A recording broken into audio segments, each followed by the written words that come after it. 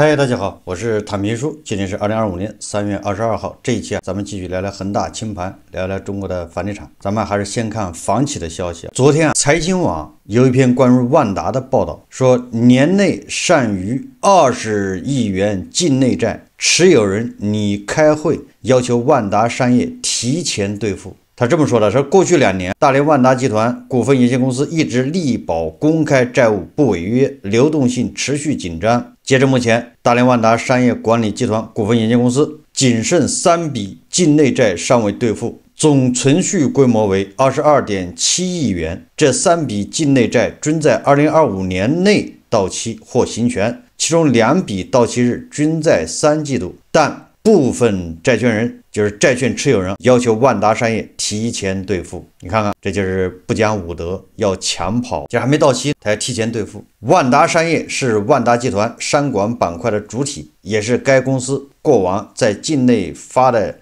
外发债主体。近日，招商银行股份有限公司和中国国际金融股份有限公司分别发布通知称，将于3月31日以线上方式召开债券持有人会议，审议表决关于提前兑付债券的议案。招商银行和中金公司分别是22大连万达 MTN001 和20万达01的主承销商。一个到期日是7月7号，另外一个是9月9号。财新获得2份文件显示，持有22大连万达 MTN001 债券余额 30% 以上的持有人，以及持有20万达01债券总额 10% 以上的持有人，提议召开此次持有人会议。他们要求将2笔债券兑付日期提前至4月29日，并要求万达商业一次性还本付息，计息期限为上一个付息日至4月28日。债券持有人要求万达提前兑付，而且是一次性还本付息，这个就叫屋漏偏逢连夜雨，麻绳专挑细处断了。王老板的日子是越来越难过。不光王老板，我们再看一个上市公司，这个世茂集团在港股上市的，他发了业绩预告，2024年亏损超过400亿。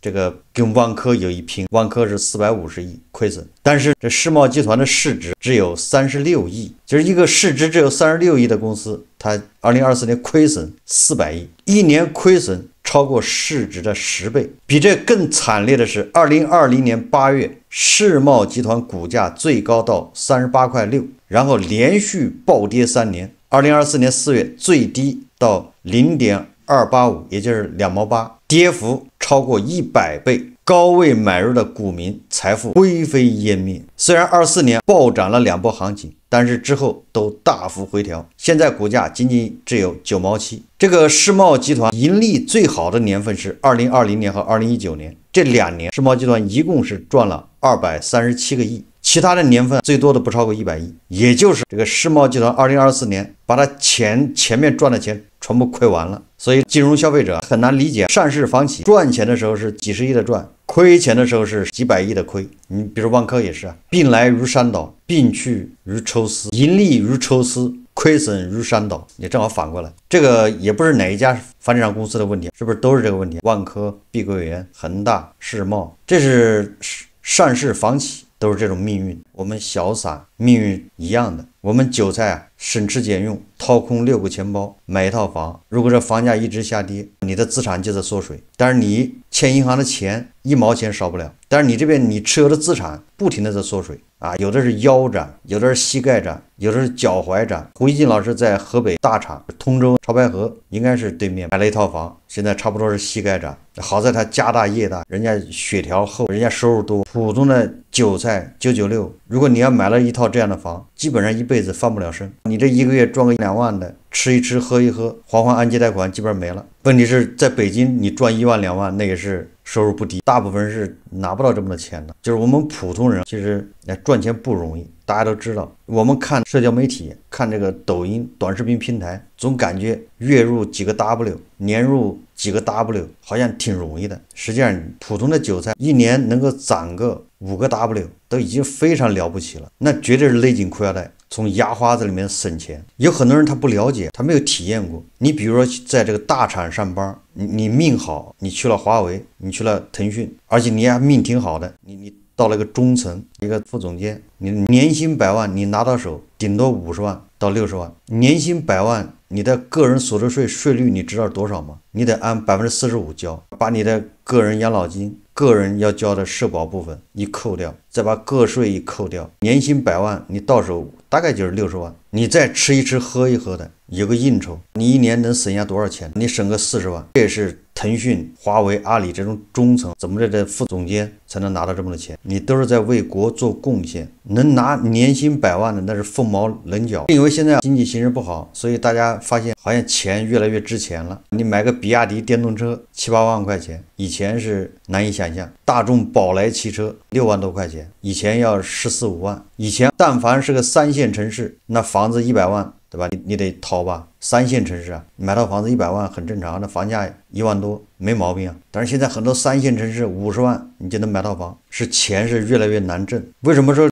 经济形势不太好？你看，这是今天啊，这财联社报道说，从业内获悉，国家金融监督管理总局近日下发关于发展消费金融、助力提振消费的通知。通知包括增加消费金融供给，优化消费金融管理，开展个人消费贷纾困，个人的消费贷款纾困，也就是有人他贷款消费现在遇到问题了，钱还不上，政府怎么给他纾困？不要让他成了老赖，这个上了征信名单，不要让他躺下，你得把他扶起来，加强消费金融风险管理，优化消费金融环境，形成政策合力，强化组织实施等7个方面，20条内容。通知明确说，商业银行可根据客户还款能力和风险情况实施差异化授信。对于信用良好、有大额消费需求的客户，个人消费贷款自主支付的金额上限可阶段性从30万提高到50万，个人互联网消费贷款金额上限可阶段性从20万提高至30万元。在期限方面，针对有长期消费需求的客户，商业银行允许个人消费的贷款期限可阶段性由不超过5年延长至不超过7年，也就是给你50万的消费贷，你7年还，你看看。而且现在消费贷很多银行已经做到了2.4%，就是利息，这个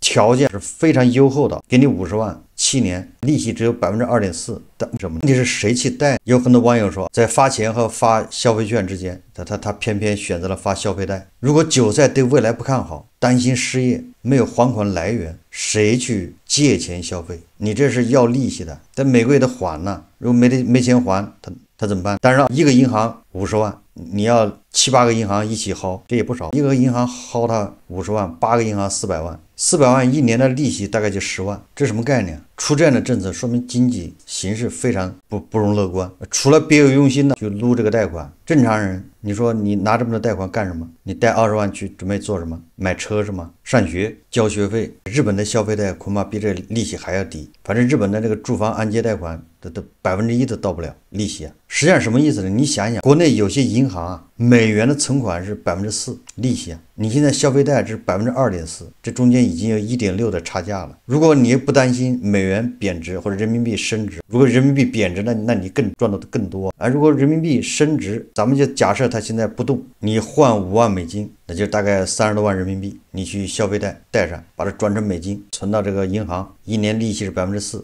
你这边给银行付的贷款利息只有2%，你看差价就是1.6%，你就净赚1.6%，银行给你打工。或者有人他会把这个消费贷套出来去还自己的按揭贷款，因为按揭贷款现在基本上存量的都是3%、3.1%、3.2左右，那这恐怕不止，存量的恐怕有4%。你把这个按揭贷款给他还了，变成消费贷，你几个银行一起薅。所以说这个很有意思，消费贷利息搞这么低，量搞这么大，年限给你加长，我相信它这个消费贷的贷款的额度总量会上去，但是大家贷了之后一定不是去消费，一定是去套利。所以说这个对刺激消费有多大作用？真正有几个人会去贷款消费？咱们继续聊楼市。瑞银前2天他又开始看多房地产了，他说中国房地产拐点信号显现。瑞银投资银行亚太及大中华区房地产研究主管林正宏表示，这个林正宏我有印象，好像就是那个预言恒大要爆雷的那个林正宏，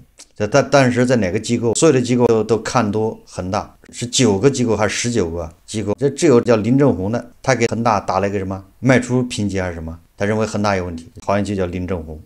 我也有可能记错了，这哥们儿，也就是说他曾经这准确的预言恒大要出事，也就是他眼光还不错，有自己独到的一面。他说咱们中国房地产拐点信号显现，他说在房地产下行4年后，一线和核心2线城市的企稳迹象日益增多，包括在政策未放松的情况下，今年2月二手房交易复苏，一线城市的库存周转月份降至平均水平以下，土拍溢价上升以及二手房挂牌量处于稳定，这与2014年至2015年周期拐点的迹象相似。在2024年年中放松限价措施后，开发商更有动力提高产品质量，增加与周边二手房的差异度。瑞银将2025年至2026年新房销售预测上调7%到16%，二手房销售预测上调7%到10%。目前预计全国房价将于2026年初企稳。瑞银他以前说咱们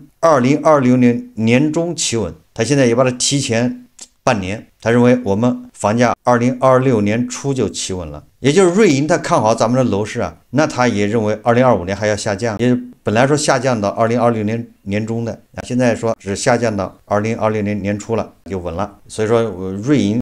大家把心放肚子里面，瑞银的意思是2025年它还是要降的啊。但是啊，虽然林正红他准确的预言了恒大出问题，恒大财务不健康，下调它的评级，但是啊，他说咱们房地产拐点信号显现，他这几个理由我觉得不充分。那观点咱们不说了，他说土拍溢价上升，这个咱们已经说了，土拍溢价上升，那全是核心地段，是上海、杭州、成都，而且还是核心地段，还是北京。央企的房企开发商老板都已经说了，高端住宅不愁卖，大家都抢这种高端住宅去了，你用这个来代表中国的房地产？这是第二个，他说与2014年、2015年周期拐点迹象相似，我觉得他又这属于刻舟求剑。11年前大家是什么个心态？11年前那是某种程度上是叫独步天下呀，战狼横行，真是厉害了我的国，对吧？大家那时候情绪高涨，未来舍我其谁？那时候好像也不好找，但是没有现在这么悲观吧。所以那时候你稍微放松一下，你稍微出个政策，那韭菜又七大姑八大姨借钱，提着钱往楼市冲。你现在出什么政策人也不买，要不然消费贷能搞到2%几，要不然消费贷能给你30万，给你50万，再给你7年。另外一个二手房交易复苏，社交确实有刚需房，这不能否认，因为毕竟有人是要买房，有人是没房子是不行的，所以他必须要买。这刚需的买不起新房，他只能买二手房，老破小。二手房交易复苏还有一个更主要的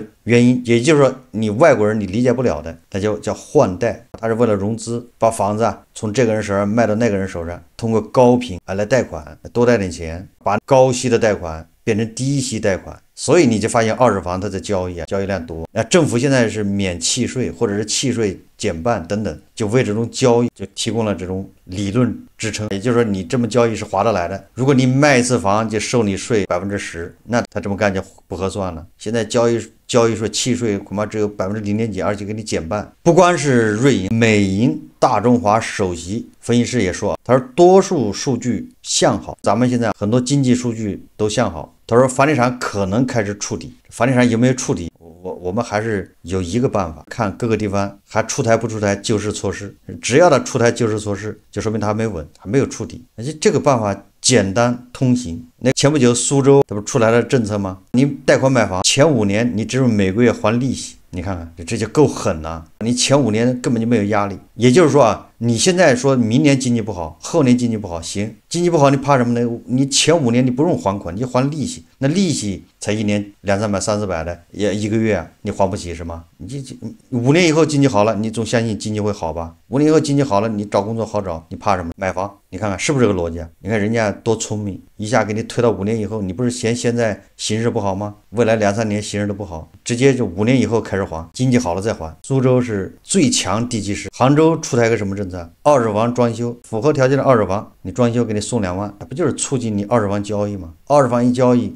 来刺激新房，带动新房。那今天无锡那更狠了，这都是发达地区啊，这不是什么鹤岗。江苏新闻报道说，3月23日，2025年无锡马拉松即将鸣枪开跑。22日，为助力西马赛事，无锡市住房城乡建设局、市体育局、市房地产协会组织全市近42家房地产开发企业开展购房优惠活动。凡参加过历届无锡马拉松赛事或已通过官网报名参加2025年无锡马拉松赛事的选手，在市区指定楼盘购买新建商品房的，均可享受开发企业的购房优惠。其中，完成2025年无锡马拉松全马、半马项目的选手，凭完赛证明给予8万元购房优惠。你看看，你这天天健身、天天长跑，终于有了这个回馈，天天练跑步的，你去无锡，当然了，你不一定能报得上名，报上名的不容易。我知道你报全马不是谁去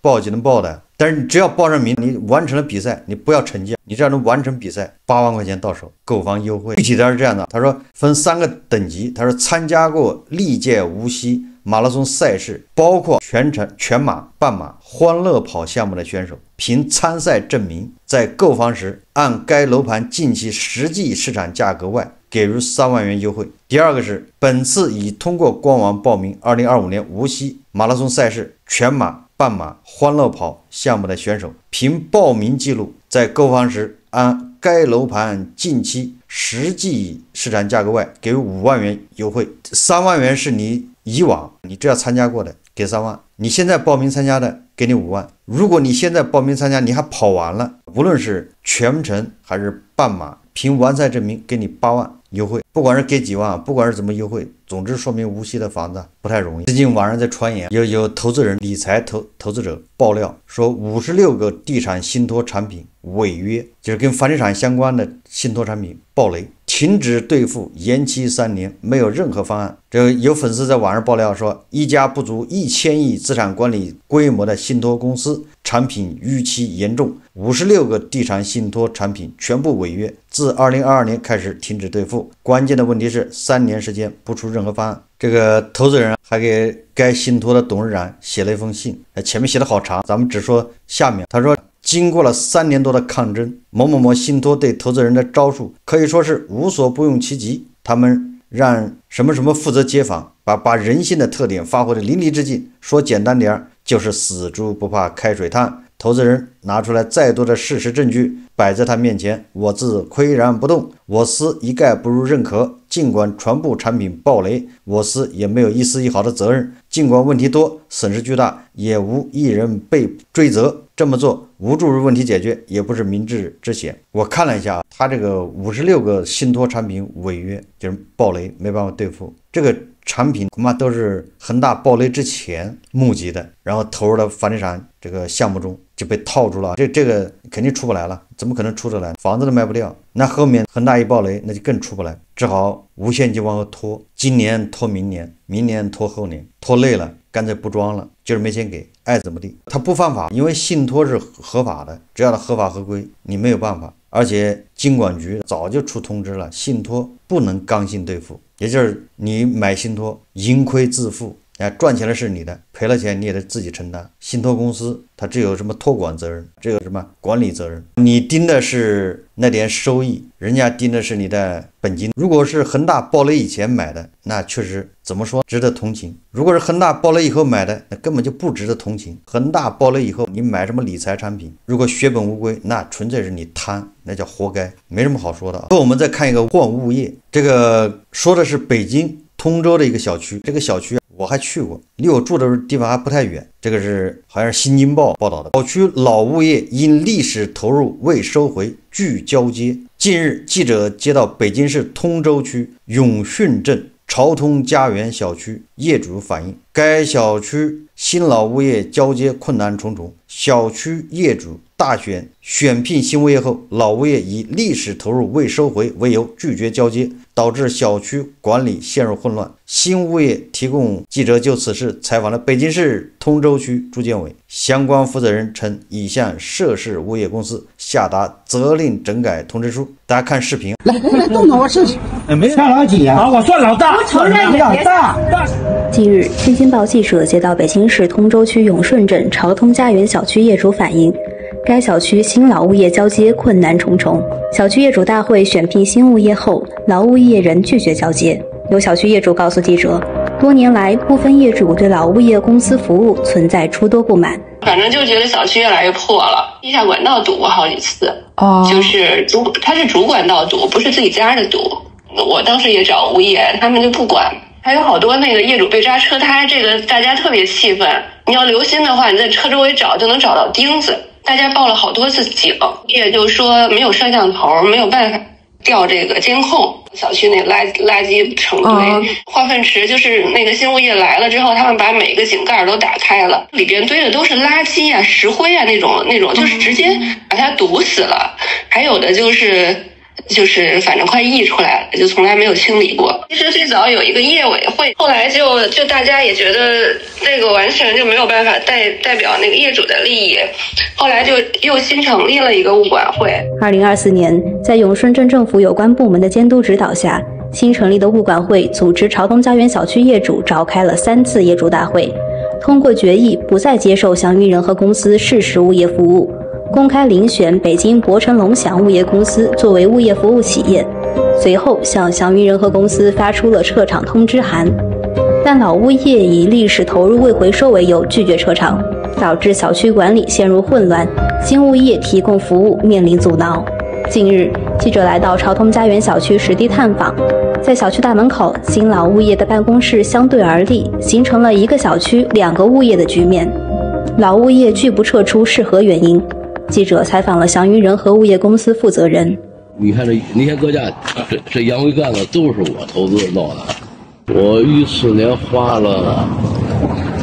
14万多吧。你看这围挡，这叫围挡的铁的这个，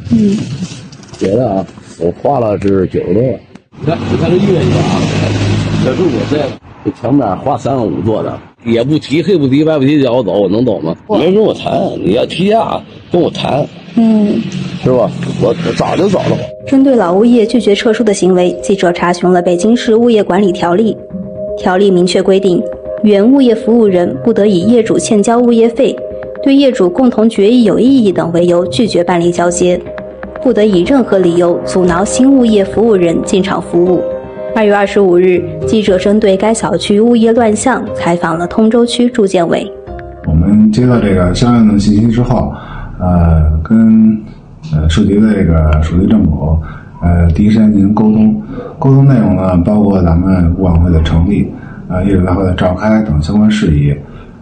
涉及到的乡镇政府呢，明确表示这个物管会的成立、